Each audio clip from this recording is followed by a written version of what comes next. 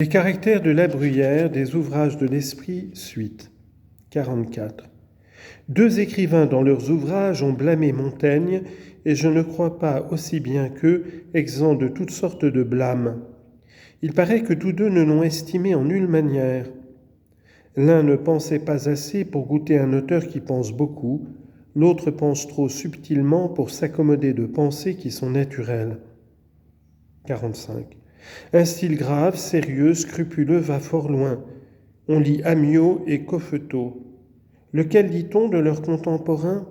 Balzac, pour les termes et pour l'expression, est moins vieux que Voiture, mais si ce dernier, pour le tour, pour l'esprit et pour le naturel, n'est pas moderne et ne ressemble en rien à nos écrivains, c'est qu'il leur a été plus facile de ne négliger que de l'imiter, et que le petit nombre de ceux qui courent après lui ne peut l'atteindre.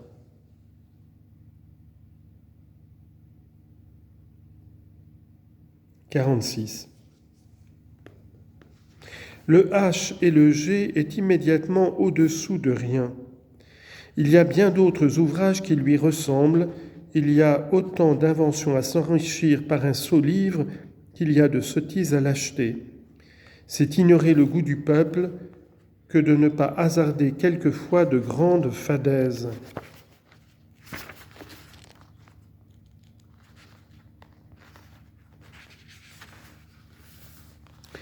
Que l'on voit bien que l'opéra est l'ébauche d'un grand spectacle, il en donne l'idée. Je ne sais pas comment l'opéra, avec une musique si parfaite et une dépense toute royale, a pu réussir à m'ennuyer. Il y a des endroits de l'opéra qui laissent en désirer d'autres. Il échappe quelquefois de souhaiter la fin de tout le spectacle, c'est faute de théâtre, d'action et de choses qui intéressent. L'opéra, jusqu'à ce jour, n'est pas un poème, ce sont des vers, ni un spectacle depuis que les machines ont disparu par le bon ménage d'Amphion et de sa race.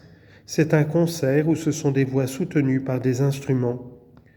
C'est prendre le change et cultiver un mauvais goût que de dire comme l'on fait que la machine n'est qu'un amusement d'enfant et qui ne convient qu'aux marionnettes.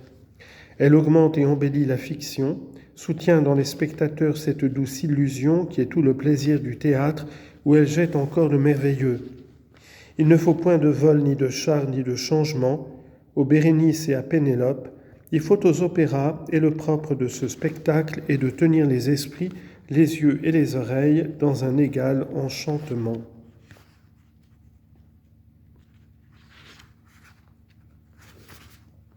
« 48. Ils ont fait le théâtre, ces empressés, les machines, les ballets, les vers, la musique, tout le spectacle, jusqu'à la salle où s'est donné le spectacle. J'entends le toit et les quatre murs dès leur fondement. Qui doute que la chasse sur l'eau, l'enchantement de la table, on lit en note, rendez-vous de chasse dans la forêt de Chantilly, fin de note. La merveille du labyrinthe, note, collation très ingénieuse donnée dans le labyrinthe de Chantilly, fin de note, ne soit encore de leur invention. J'en juge par le mouvement qu'ils se donnent et par l'air content dont ils s'applaudissent sur tout le succès. Si je ne me trompe, et qu'ils n'aient contribué en rien à cette fête si superbe, si galante, si longtemps soutenue, et par où un seul a suffi pour le projet et pour la dépense, j'admire deux choses, la tranquillité et le flegme de celui qui a tout remué, comme l'embarras et l'action de ceux qui n'ont rien fait. 49. Les connaisseurs ou ceux qui se croient tels se donnent voix délibérative et décisive sur les spectacles, se cantonnent aussi et se divisent en des partis contraires, dont chacun poussé par un tout autre intérêt que par celui du public ou de l'équité, admire un certain poème ou une certaine musique et siffle tout autre. Ils nuisent également par cette chaleur à défendre leur prévention et à la faction opposée et à leur propre cabale. Ils découragent par mille contradictions les poètes et les musiciens, retardent les progrès des sciences et des arts en leur ôtant le fruit qu'ils pourraient tirer de l'émulation et de la liberté qu'auraient plusieurs excellents maîtres de faire, chacun dans leur genre et selon leur génie, de très bons ouvrages. 50. D'où vient que l'on rit si librement au théâtre et que l'on a honte d'y pleurer ? Est-il moins dans la nature de s'attendrir sur le pitoyable que d'éclater sur le ridicule ? Est-ce l'altération des traits qui nous retient ? Elle est plus grande dans un ri immodéré que dans la plus amère douleur, et l'on détourne son visage pour rire comme pour pleurer en la présence des grands et de tous ceux que l'on respecte.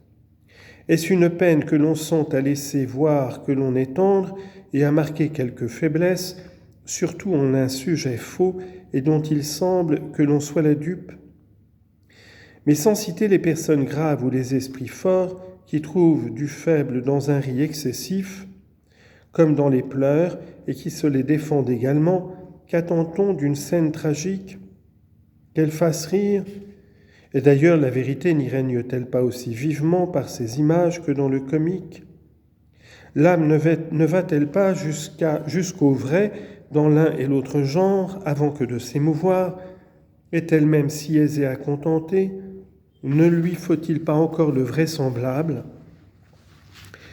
Comme donc ce n'est point une chose bizarre d'entendre s'élever de tout un amphithéâtre un ri universel sur quelque endroit qu'une comédie et que cela suppose au contraire qu'il est plaisant et très naïvement exécuté, aussi l'extrême violence que chacun se fait à contraindre ses larmes et le mauvais ri dont on veut les couvrir prouve clairement que l'effet naturel du grand tragique serait de pleurer tous franchement et de concert à la vue l'un de l'autre et sans autre embarras que d'essuyer ses larmes, outre qu'après être convenu de s'y abandonner, on éprouverait encore qu'il y a souvent moins lieu de craindre de pleurer au théâtre que de s'y morfondre.